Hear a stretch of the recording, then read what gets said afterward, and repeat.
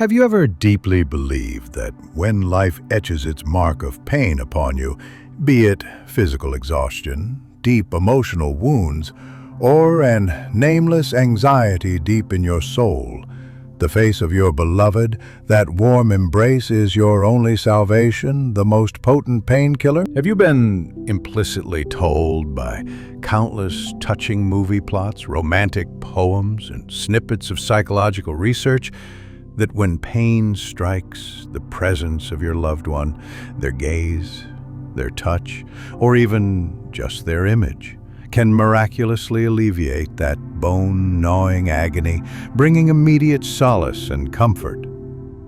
Imagine being consumed by some unspeakable pain, your body curled up, your spirit languishing. Just then, your loved one gently approaches, reaching out, perhaps simply holding your hand or giving you a silent embrace. In that instant, do you feel a warmth spreading through your body, as if the cold darkness is instantly dispelled and the sharp edge of pain seems to dull, even dissolving imperceptibly? You might subconsciously tell yourself, "See, love is my only medicine. As long as he/she is here, I can endure all suffering." Has this desire for and reliance on external love become an instinctive reaction in your subconscious, a truth you readily accept without deep thought?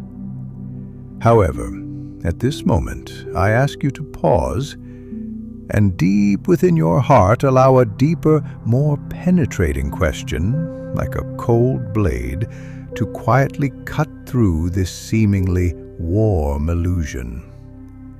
What if this one-sided understanding of love's pain-relieving function is actually a more insidious and destructive trap? What if, by merely treating love as an external anesthetic, a tool to circumvent pain, you miss the opportunity to deeply connect with your own inner strength and are even imperceptibly pushed towards a deeper, more hopeless emptiness and spiritual regression?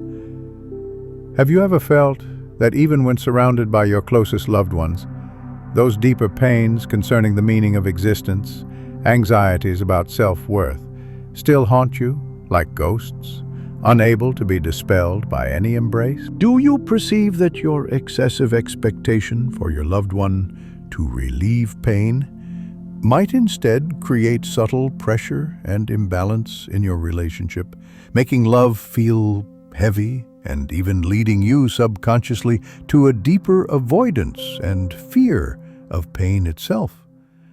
Does this singular obsession with love as a painkiller trap you in a paradox?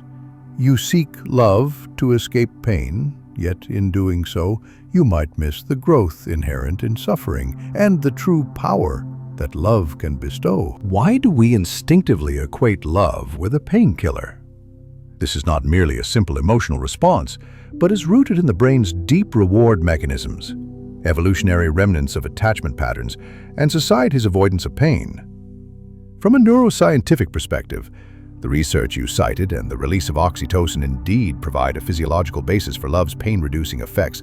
During intimate contact with a loved one, the brain releases oxytocin, the cuddle hormone, which not only enhances prosocial behavior and attachment, but also, by influencing neural circuits, increases pain thresholds and even suppresses inflammatory responses.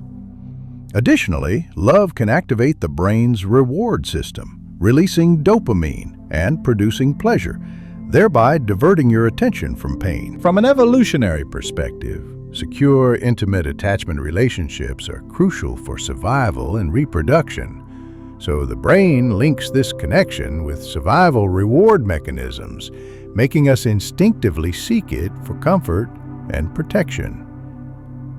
A secure attachment figure can indeed provide us with a safe harbor, making us feel secure when facing threats. However, while this biological and evolutionary explanation reveals the superficial mechanisms of love as a painkiller, It fails to touch upon deeper psychological and philosophical dimensions.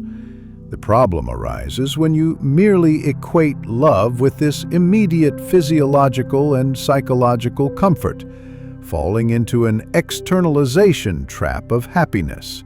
You completely shift the responsibility for resolving pain to external love, rather than developing your own intrinsic capacity to cope with it. You become like a device relying on external charging. Once your loved one is not around, or love fails to deliver your expected pain-relieving effect, you feel an unprecedented vulnerability and helplessness. Your emotional regulation ability, your resilience, gradually degrade due to this excessive reliance. You simplify love into a functional tool, a pill, rather than a complex, bi-directional and co-growing life experience. A deeper reason is that our culture often over-glamorizes happiness and demonizes pain. We are taught to face things positively, to avoid negative energy, as if pain is a virus that needs immediate elimination. In this mindset, love is given the sacred mission of eliminating pain. You are subtly indoctrinated that a good life is a pain-free life. A good partner is one who keeps you away from pain. This avoidance of pain makes us lose the opportunity to examine ourselves through suffering and understand the deeper meaning of life. Nietzsche's philosophy offers profound insight here. He believed that pain is not merely to be eliminated. It is also part of life, a crucial catalyst for the will to power to manifest and transcend itself. Through wrestling with pain, life can achieve true intensity and depth. Reducing love to merely a painkiller precisely deprives us of the opportunity to face pain directly, embrace discomfort, and draw strength from it. You seek superficial comfort, not the elevation of the soul.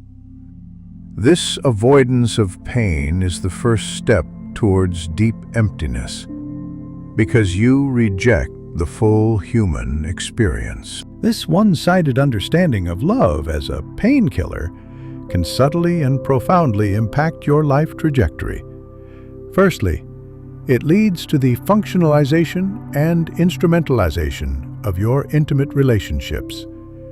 When a loved one is viewed as a tool to solve your pain, your relationship ceases to be an equal, unconditional exchange of souls, transforming instead into a service and being served dynamic. You may unconsciously pressure your loved one to relieve your pain, neglecting their own feelings and needs.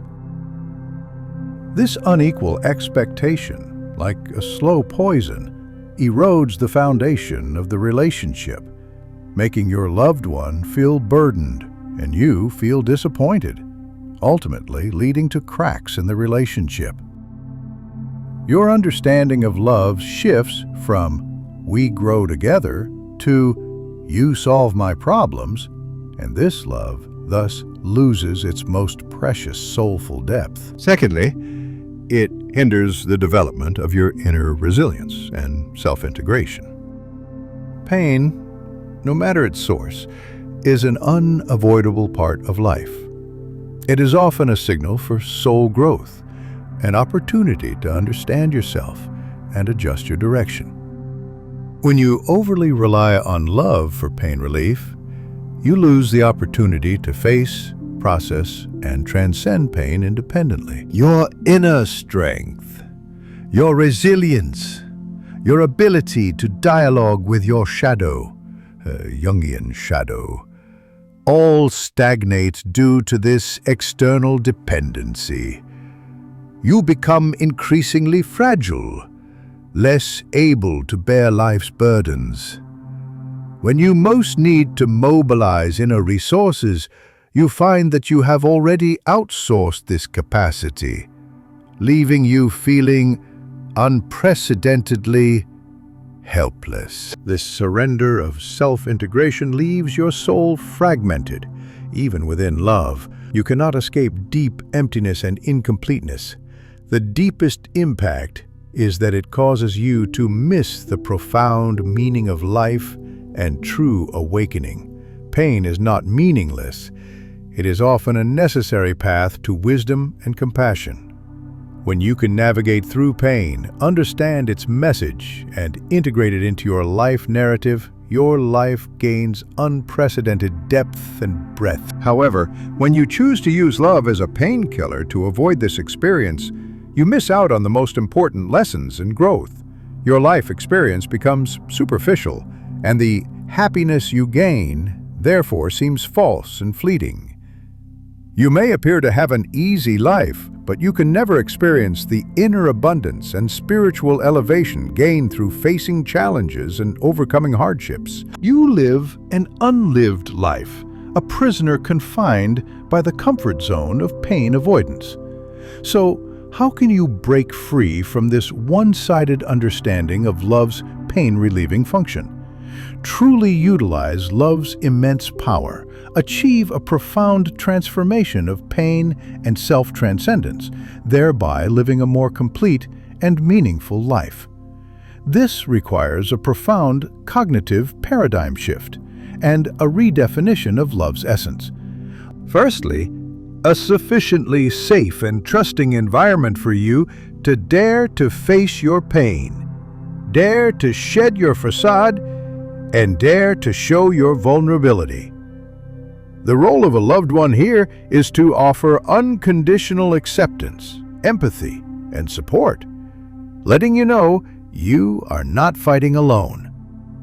They're not there to stop your pain, but to accompany you through it. This companionship makes you feel understood and seen, thereby inspiring your inner courage and strength to process emotions that would otherwise be unbearable. True love gives you the courage to remain authentic in pain rather than hiding it. Secondly, cultivate your internal pain-relieving and pain-transforming capacities. This means developing self-awareness, self-compassion, and self-healing mechanisms. Through meditation, you can observe the ebb and flow of emotions without being consumed by them. Through journaling, you can sort out inner turmoil. Through seeking professional psychological support, you can learn healthy coping strategies. When you can independently face your pain and draw strength from it, you no longer overly rely on external love to kill it. At this point, love can exert its true power. It is no longer your crutch, but an accelerator for your inner strength. You no longer need to avoid pain because you possess the ability to dance with it. Thirdly, redefine your understanding of love. It is a journey of shared growth, not a one-way salvation. Love is not merely a mutual analgesic. It is also each other's mirror and challenger. It means mutually supporting each other to face one's shadow and to transcend personal limitations. True love is when your loved one, seeing your pain, not only offers an embrace, but also encourages you, when appropriate, to bravely face the pain, learn, and grow from it. This kind of love is a force that makes you more complete and powerful, rather than numbing you in a comfort zone. The ultimate insight is that your deepest, most enduring painkiller does not come solely from an external loved one, but more significantly from your courage to reconcile with pain and your ability to achieve self-transcendence through authentic connection. Love is not merely an anesthetic. It is one of humanity's most powerful forces. But its true value lies in its capacity to empower you to face reality, integrate your shadow, and ultimately extract wisdom and meaning from suffering. Imagine you are no longer a small boat drifting in a storm, relying on a lighthouse for temporary peace, but rather like a towering tree, deeply rooted in the earth. When the storm comes, you may sway, but your roots are firmly connected to the ground, and your branches become more resilient through the wind and rain. Your loved one is no longer someone who pulls you ashore from the storm, but stands beside you in the storm, offering the firmest support, letting you know you are not alone. This love gives you the courage to experience everything.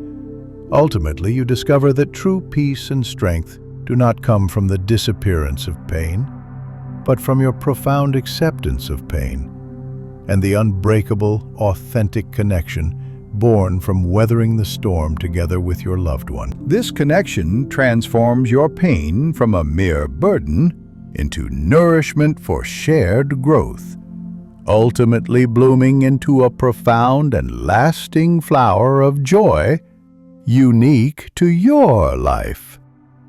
Go forth and live your life daring to face all its dimensions and feel the ultimate solace that comes from authenticity and integration, transcending all painkillers.